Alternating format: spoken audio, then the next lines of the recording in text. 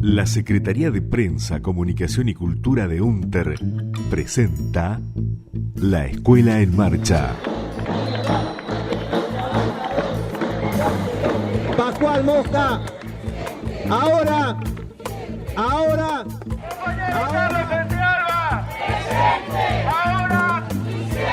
La Escuela en Marcha, el boletín informativo radial de la Unión de Trabajadoras y Trabajadores de la Educación de Río Negro. Y así será de igual a igual, y así será de igual a igual.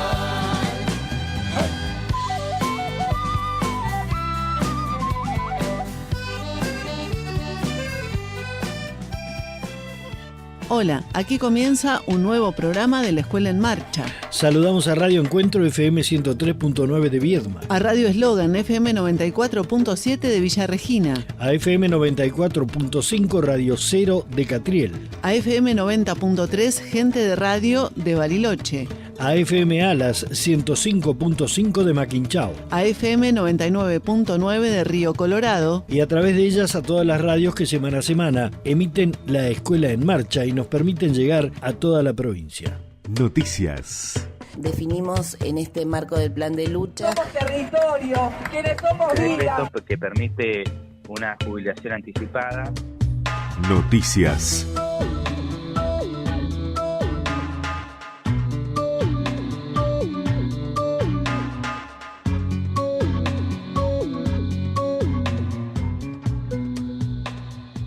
Hoy comenzamos el programa junto a Silvana Inostroza, secretaria general del sindicato de la UNTER, para conversar sobre todo lo que pasó desde lo acontecido en el marco del paro de 48 horas de jueves y viernes de la semana pasada y además de lo que sucedió el jueves 26 de septiembre mientras la UNTER se manifestaba frente a la legislatura provincial en Viedma. Sí, nosotras y nosotros llevamos adelante, tal como nos había mandatado nuestro Congreso, el paro de 48 horas, el 26 y 27 de septiembre, en el que determinamos una concentración frente a la legislatura, ya que el jueves 26 en la sesión se iba a tratar algo que nos preocupa muchísimo, que es la ley de declarar a la educación como un servicio estratégico esencial.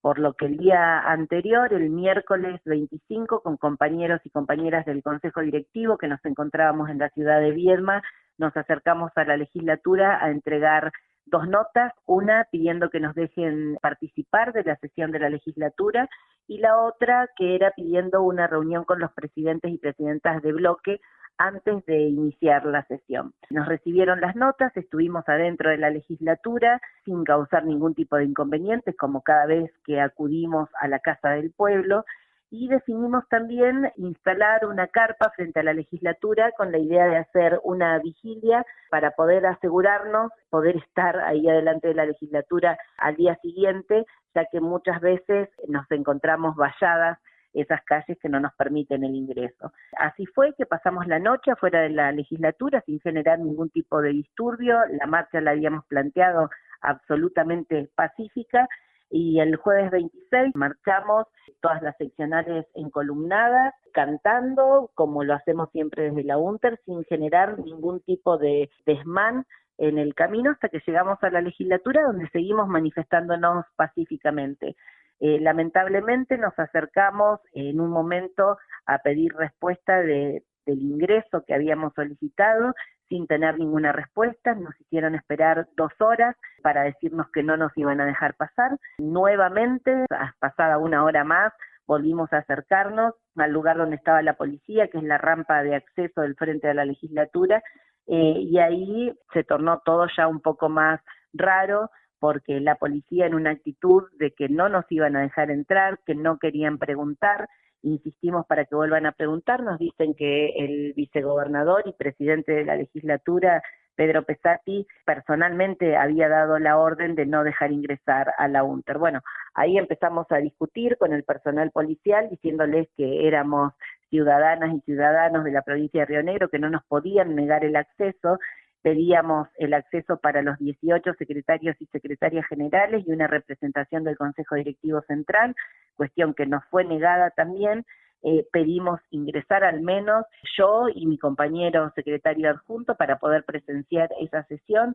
También se nos negó y ahí ya empezamos a sentir la presión. Personalmente sufrí una patada que fue directa a mi pierna porque no había amontonamiento de gente, éramos 2 o 3 solamente en ese momento, y ya recibí una patada de la policía de la provincia de Río Negro que me produjo un esguince.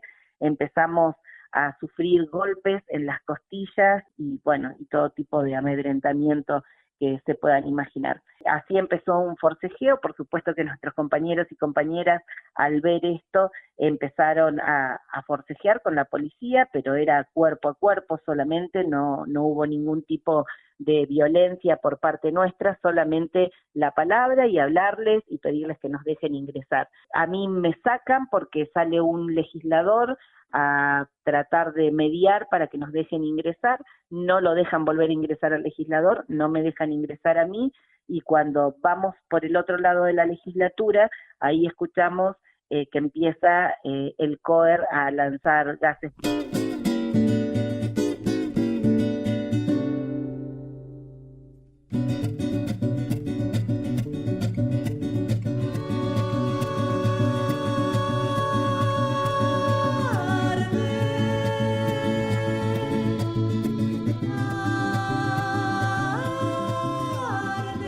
Ya en el momento que estábamos tratando de entrar y pidiendo que nos dejen entrar, aparece el COER. Ya para el momento que aparecieron, la policía nos había dado varios golpes por lo bajo, sillas en el estómago, provocándonos permanentemente, sobre todo a los varones que estaban ahí. Aparece el COER en ese momento y empieza inmediatamente a lanzar gas lacrimógeno. Toda esta situación fue impensada, no estábamos acostumbradas y acostumbrados desde los 90 a que haya reacción frente a marchas pacíficas que realizamos desde el sindicato, por lo que nos agarró totalmente desprevenidas y desprevenidos, compañeros y compañeros descompuestos, con ataques de pánico, muchos y muchas hospitalizados. Así que la verdad que fue un momento muy caótico, muy triste, sobre todo por lo que significa que en épocas de democracia tengamos que pasar nuevamente por esto en la provincia de Río Negro, una práctica que entendíamos que ya no se iba a llevar adelante. Por eso repudiamos absolutamente la violencia institucional y hacemos cargo al gobierno de la provincia de Río Negro de arengar a esta escalada de violencia que empieza con los dichos del gobernador a nuestra compañera de Jacobacci en un tono totalmente amenazante, diciéndole quieren ajuste, van a tener ajuste, y bueno, el ajuste sabemos que de la única manera que entra siempre es con represión. Lamentamos que esto esté sucediendo y que continúe, porque también hemos podido escuchar en estos últimos días la amenaza permanente de querer desaparecer nuestro sindicato, poniendo en tela de juicio y poniendo sobre la mesa que van a quitar gremiales a los violentos y violentas del sindicato. En primer lugar, no somos ningunos violentos y violentas, somos trabajadores y trabajadoras de la educación que representamos a todos los compañeros y compañeras de la provincia y de nuestras seccionales, y lo hacemos con la mayor responsabilidad institucional posible. Por eso mismo, tanto insistimos en una audiencia con el gobernador para poder sentarnos a dialogar y a buscar una salida para todo lo que está proponiendo el gobierno provincial y que nos está afectando los derechos a los trabajadores y trabajadoras, ya sea de nuestro régimen de licencia, declarando la ley como servicio estratégico esencial, el proyecto de ley de presentismo. Son muchos frentes que está abriendo el gobierno de la provincia de Río Negro en contra de los derechos de los trabajadores y trabajadoras y por lo tanto en contra de la educación pública que tanto dicen defender, pero que en realidad quienes somos los únicos y únicas que la defendemos somos las docentes y los docentes todos los días adentro de las aulas. A partir de estas situaciones, la UNTER se presentó como querellante en la justicia, sí, denunciando apremios ilegales. A partir de esta situación, en el mismo momento que estaba sucediendo, nuestro abogado y nuestra abogada hicieron una presentación ante la Fiscalía en la ciudad de Viedma denunciando la situación que estábamos viviendo, y el día posterior, el viernes 27, hicimos una presentación solicitando ser querellantes en esta causa. Lamentablemente recibimos la notificación de que no se nos va a permitir ser querellantes en esta causa, por lo tanto vamos a seguir esta pelea desde lo judicial y desde lo político también, porque entendemos que las agredidas y los agredidos, quienes sufrimos la violencia institucional, hemos sido los trabajadores y trabajadoras de la educación y otros trabajadores y trabajadoras que también estaban en las inmediaciones de la legislatura, como son los fotógrafos, fotógrafas, periodistas que se encontraban allí, que fueron víctimas también de los gases que lanzó la policía a través de su fuerza. El lunes hubo un plenario de secretarios y secretarias generales de toda la provincia que resolvió fechas de paros zonales en el marco de la continuidad de este plan de lucha. Por eso había determinado este paro de 48 horas para el 26 y el 27 y 8 paros zonales. Dividimos a la provincia en 8 zonas, en las que llevaremos en cada una de ellas un paro de 24 horas. La fecha que se definió fue el 3 de octubre, compañeras de Bariloche y Bolsón, no con la intención de fragmentar la lucha, sino todo lo contrario, con la intención de poder acercarnos en cada una de nuestras localidades a las comunidades educativas, dar a conocer por qué estamos en este conflicto, qué es lo que queremos los trabajadores y trabajadoras de la educación, y que este conflicto siga latente y siga siendo parte de lo que seguimos reclamando al gobierno provincial, esperando, por supuesto, algún tipo de respuesta, algún tipo de acercamiento, y que nos den la audiencia con el máximo secretario de la provincia para poder expresar todo lo que pedimos, lo que necesitamos, lo que queremos y lo que no queremos los trabajadores y trabajadoras de la educación para la escuela pública. Entendemos que el gobierno provincial,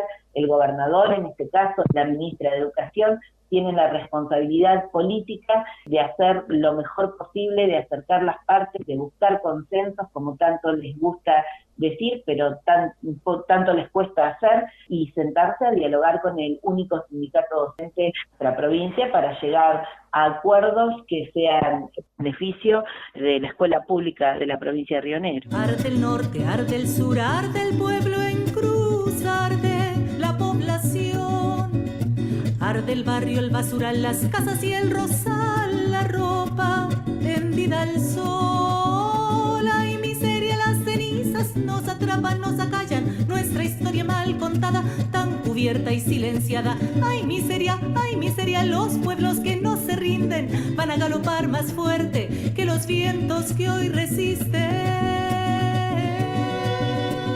La educación es un derecho, no un servicio. Los trabajadores de la educación queremos que los legisladores se preocupen por garantizar la educación pública y no por cercenar derechos. Que el Estado genere las condiciones para que el ciclo lectivo se pueda completar. Presupuesto educativo que asegure edificios en condiciones, transporte escolar sin interrupciones, comedores con insumos suficientes y escuelas con tecnología actualizada. Salarios dignos para que no haya docentes bajo la línea de pobreza. Todos los cargos para garantizar las trayectorias escolares y los acompañamientos que necesitan nuestros estudiantes. Que se reconozca el aula como espacio de enseñanza-aprendizaje y no como guardería. Se aprende más y mejor en escuelas dignas que en escuelas esenciales. La educación es un derecho humano fundamental y no un servicio, no a la esencialidad. Noticias. El Poder Judicial ensañado contra el pueblo mapuche. Se llevaron a cabo en Bariloche, Furilovche, las audiencias de las causas contra Lalof Kenkentreu y Lalof Winkulmap, a las que acusan por usurpación en Cuesta del Ternero y Villa Mascardi. Los juicios llegaron tras años de persecución y los asesinatos de Rafael Nahuel y Elías Garay Calicol. Fallo racista contra 7 integrantes de la comunidad mapuche, Lafken Winkul. Tras el despojo de las tierras, la condena por usurpación y resistencia a la autoridad. La causa la había iniciado la Dirección Macrista de Parques Nacionales en 2017 contra una comunidad que había recuperado sus territorios ancestrales. Las penas llegan a 2 años y medio de prisión. Todos quedarán en libertad hasta que la sentencia quede firme. La gremial de abogados y abogadas de la Argentina había anticipado que la sentencia estaba redactada y escrita y que responde a una mirada supremacista que no contempla el derecho indígena. El juez Hugo Greca resolvió condenar a los 7 imputados, 6 mujeres y un hombre, por el delito de usurpación del territorio en Villa Mascardi, donde la machi Betiana Coloán levantó su rehue, sitio espiritual, y donde los albatros de la Prefectura Naval Argentina asesinaron por la espalda a Rafael Nahuel. En el juicio por la ocupación de tierras iniciada hace 3 años contra la LOF Quenquentreu, ubicada cerca del Bolsón, pidieron condenas por el delito de usurpación para los 6 acusados. La defensa fue de la abogada Andrea Reile, quien dijo que el paraje Cuesta del Ternero, donde se encuentra el predio en disputa, es históricamente territorio mapuche.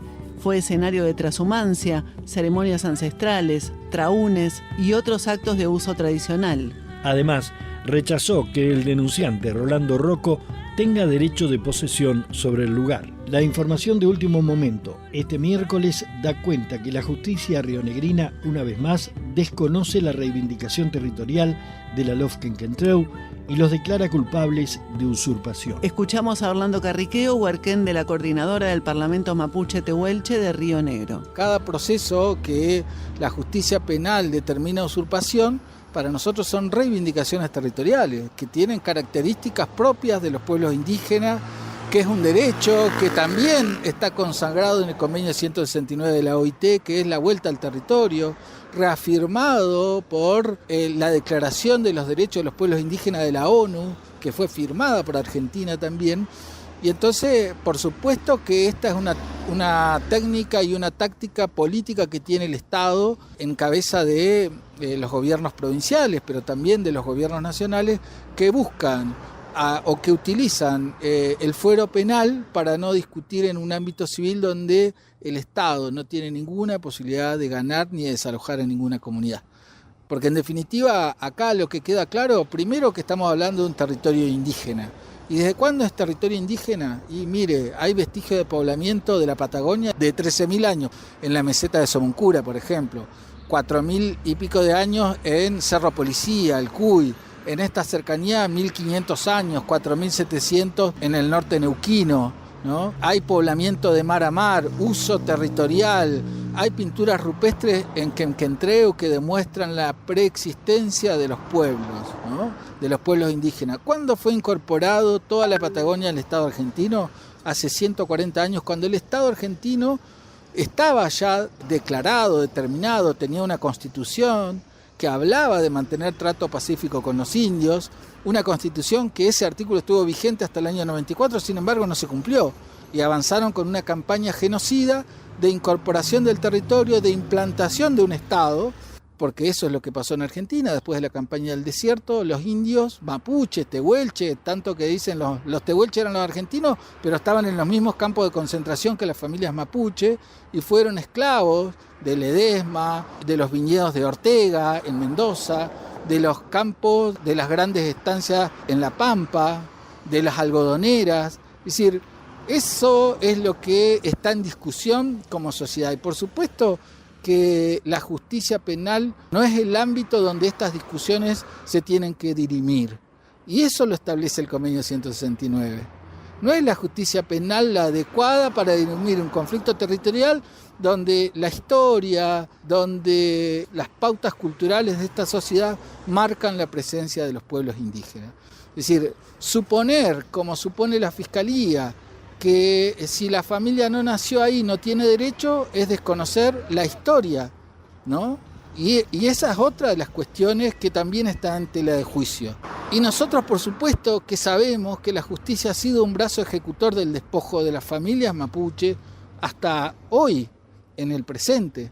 No solo en el proceso de estos 140 años que tenemos Estado, sino en el presente, en la actualidad. Por eso duele, lo manifestaron quienes están imputados, ¿hasta cuándo vamos a seguir? Nos pone en una situación de mucha vulnerabilidad, pero por supuesto que lo que sabemos y tenemos la certeza de que el pueblo mapuche va a seguir luchando por la tierra, va a seguir luchando por cuidar los ríos, va a seguir luchando por cuidar los cerros y va a seguir reivindicando territorio, porque eso, a la vez que se da un proceso identitario a la discusión social que hemos planteado en los últimos años como pueblo mapuche en distintas provincias, con distintos conflictos, y no quiero dejar de mencionar los pueblos indígenas hermanos del norte, que también están dando una confrontación contra el extractivismo, contra el colonialismo, por supuesto que ese proceso identitario no va a parar. Y eso, en alguna medida, también nos hace pensar cuáles son los caminos que como sociedad debemos asumir en una discusión que se dirime en los fueros penales, pero que no son los lugares donde vamos a resolver estos problemas que son sociales, históricos, políticos. La Patagonia siempre ha sido rebelde, desde el Estraro, y va a seguir siendo rebelde porque en cada lucha social, en cada corte de ruta, en cada reclamo salarial de los docentes, en cada reclamo de los obreros que tomaron la represa del Chocón, en cada asesinato de algún peñi de un barrio por parte de la policía, el reclamo está. Porque hay una idea de resistencia, hay una idea de que somos mapuche. Y que si alguna vez fue tan racista la sociedad de que tuvimos que ocultar nuestra identidad, hoy para muchos y para muchas, los pibes y las pibas de los barrios, de la ciudad y de los pueblos, ser mapuche es un honor, porque seguimos luchando.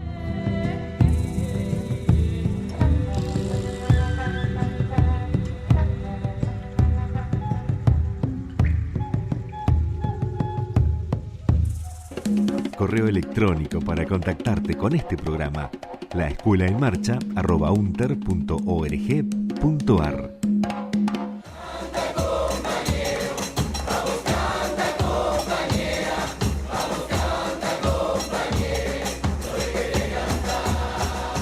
Historia nuestra.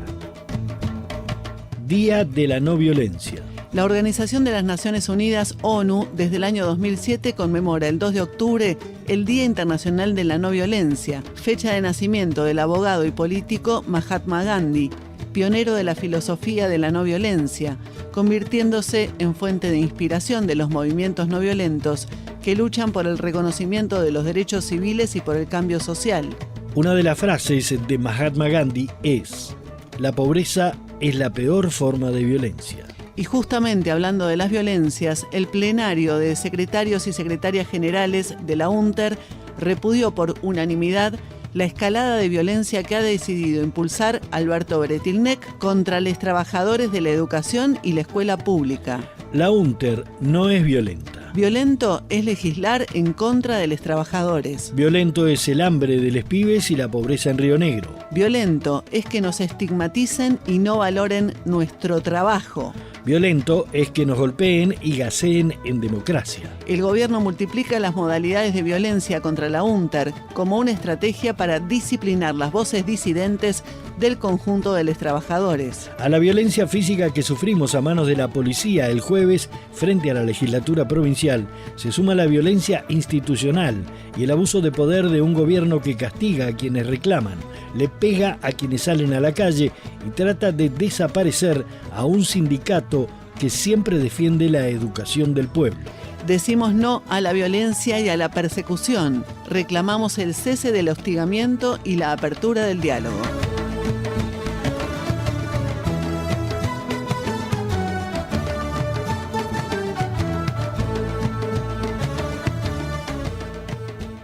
Este 4 de octubre se cumplen 18 años de la sanción de la Ley 26.150 de creación del Programa Nacional de Educación Sexual Integral. Queremos más ESI para revolucionar las calles y las aulas.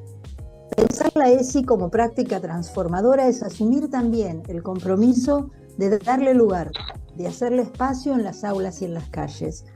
Porque con los jóvenes en las aulas construimos ciudadanía y democratizamos conocimiento. Y porque en las calles ponemos el cuerpo, encarnamos lucha y dibujamos futuro. Con ESI, construir desde el amor y el deseo es posible. La ESI nos permite conocernos, valorar la afectividad y cuidarnos entre todas, todos y todes. Porque trabajamos por una sexualidad más libre, por un mundo sin etiquetas, por el respeto y la pluralidad y por la soberanía de los pueblos, es la ESI nuestra revolución.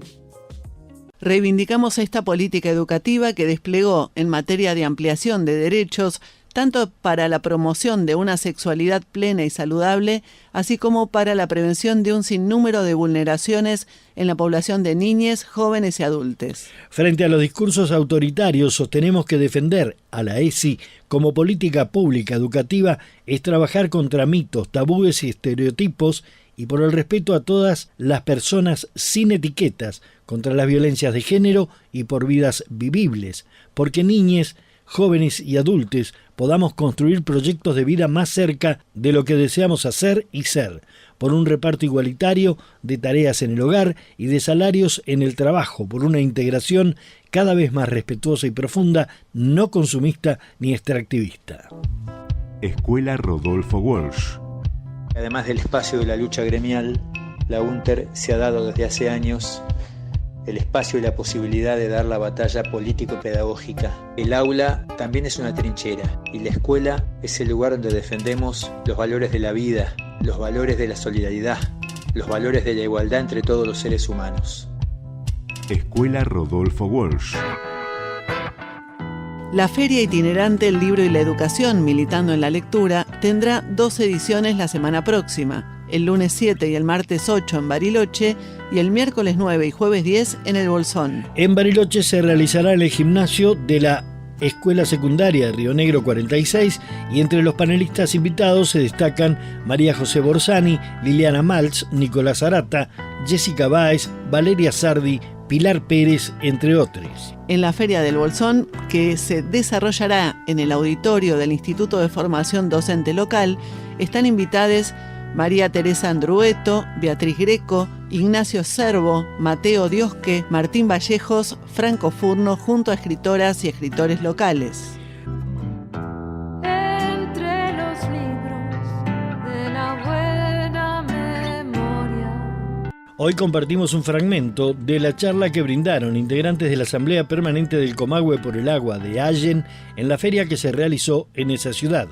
Gracias por esta convocatoria, que soy Lidia Campo y Juan Carlos Ponce, integrante de la Asamblea Permanente del Comahue por el Agua de Allen. La lucha nuestra nos emociona y para que ustedes tengan una idea de que cuando alguien sufre violencia y cada vez que tiene que ir a declarar, lo vuelven a violar, lo vuelven a ejercer esa violencia, es muy duro para nosotros. Y no solamente el contarlo, porque muchas veces cuando es un ida y vuelta, cuando hay chicos, uno tiene que contar, pero siempre va dejando una marca. Y la indiferencia de hoy de la gente duele mucho. Y cuando empezamos, a donde apuntamos, porque nuestras autoridades toman decisiones en tiempo de democracia sin consultar a los vecinos, eso defendíamos, que las chacras no se contaminaran. La matriz productiva de Allen. Allen tiene hoy 114 años de producir alimentos y nuestras autoridades, sin previo aviso, sin informarnos la decisión que iban a tomar, que es algo por ley que deben hacer ellos. Y nosotros nos enteramos porque empezaron a transitar por las calles rurales camionetas 4x4, pero cuando nosotros fuimos avanzando,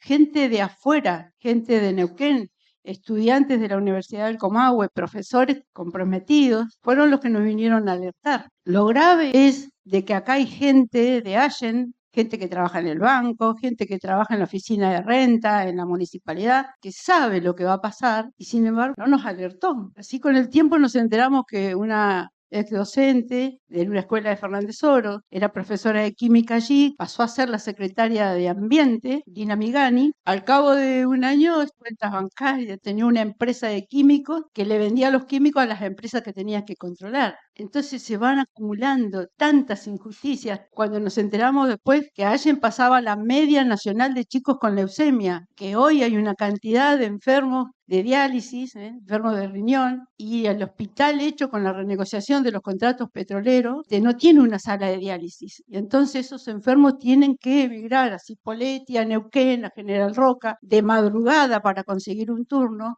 Y entonces nuestras autoridades, ¿de qué bonanza nos hablaban? Ellos nos prometieron de que iba a haber trabajo para todo el mundo. Yo soy Juan Carlos. Por ahí veo unas letras que dicen YPF. Lo siento si alguien se enoja, pero YPF lo que quiere decir es ya pudrieron el futuro. Porque acá la bonanza, los espejitos de color que nos vinieron a vender, no están. Teníamos 35 galpones frigoríficos de empaque. Hoy quedan 5, 6. Más de 8.000 personas trabajaban directa o indirectamente en la fruticultura, en los galpones. acarreando la fruta, los obreros golondrina, todo eso se terminó en Allen. Entonces decíamos nosotros, ¿a quién le van a dar trabajo a ustedes? Cuando estuvimos en el Consejo Deliberante nos vinieron a decir que era toda una bonanza. Había gente de Neuquén que vino de la universidad que sabía mucho más que nosotros y empezó a preguntar sobre el radón, sobre el radio, gases que están en la tierra y que salen a ser perforadas.